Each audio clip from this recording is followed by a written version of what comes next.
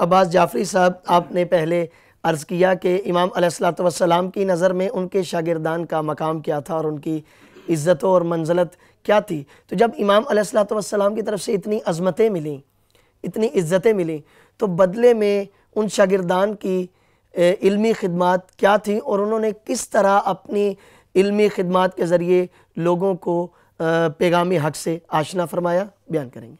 امام صادق علیہ السلام کو اپنے جن شاگردوں پر، اپنے با وفا اصحاب پر ناز تھا، اور ہونا بھی چاہیے کہ جس طرح ہر ایک شخص، ایک عقل مند شخص جانتا ہے کہ میں نے اگر بیج کو بونا ہے تو ایسی زمین کا انتخاب کروں کہ جو اس قابل ہو کہ اس بیج کو پروان چڑھا سکے. سبحان اللہ. تو امام علیہ السلام کی مقدس بارگاہ میں جب 4000 شاگرد شریعت اور دین کا علم سیکھنے کے لیے بیٹھتے تھے اور امام نے ان کو جو تعلیمات ان کے حوالے کیں، انہوں نے ان کو کرتاس کی زینت بنایا، ان کو لکھا، اور لکھنے کے بعد وہ جو ایک مجموعہ تیار ہوا جس کو اصول اربع مئہ کے نام سے یاد کیا جاتا ہے کہ 400 اصول، اور وہی 400 اصول ہیں جو تقریباً ہماری کتب اربع کے اندر موجود ہیں. وہی اصول اربع جو ہمارے محمدون ثلاثہ نے ان کو اکٹھا کیا، اور آج وہی امام صادق علیہ السلام کی تعلیمات جو انہوں نے اپنے اصحاب کو دی تھیں بالکل اسی طرح آج ہمارے پاس موجود ہیں.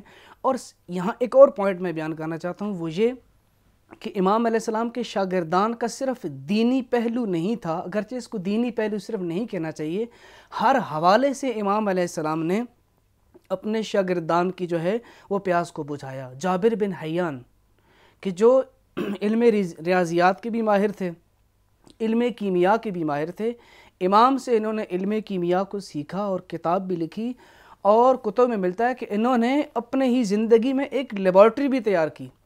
سبحان. اور امام علیہ السلام نے جس طرح ان کو تعلیمات دی تھی بالکل اسی طرح اس نے لیبارٹری کو بنایا، اور وہاں پر ان تجربات کے ذریعے جو امام نے ان کو بیان کیے تھے. اور آج دیکھیں ہماری کتابوں کے اندر جو بھی آج علوم پڑھائے جا رہے ہیں، فزکس ہے، کیمسٹری ہے، اس کے اندر اکثر نام آتا ہے جابر بن حیان کا اور ان کے ان فارمولوں کا کہ جو انہوں نے امام علیہ السلام سے سیکھے تھے.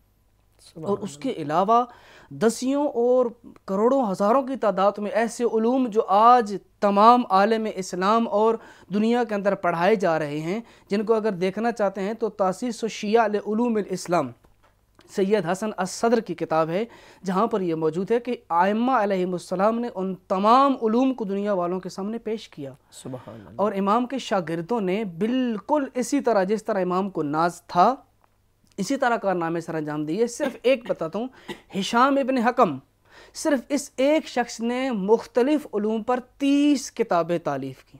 سبحان 30 اللہ. کتابیں اسی طرح. اور بہت ساری شخصیات ہمیں ملتی ہیں جو اپنی زندگی میں جو امام سے کسب فیض کیا ان کو ضبط تحریر میں لائے، اور ان میں سے اکثر ایسے ہیں کہ جو اس کتابیں یعنی کتب اربع کے اندر ہمارے پاس موجود ہیں. اور یہ انہوں نے ظاہر ہے امین تھے، اور ایک صادق امام سے جتنا علم حاصل کیا اس کو محفوظ کیا. اگرچہ بعض علوم اس میں زمانے کے دست و برد کے جو ہے نا وہ حوالے ہو گئیں اور وہ ہم تک نہ پہنچ سکیں، لیکن اکثر علوم جو امام نے اپنے شاگردوں کو پہنچائے تھے وہ ہمارے پاس اسی طرح آج موجود ہیں.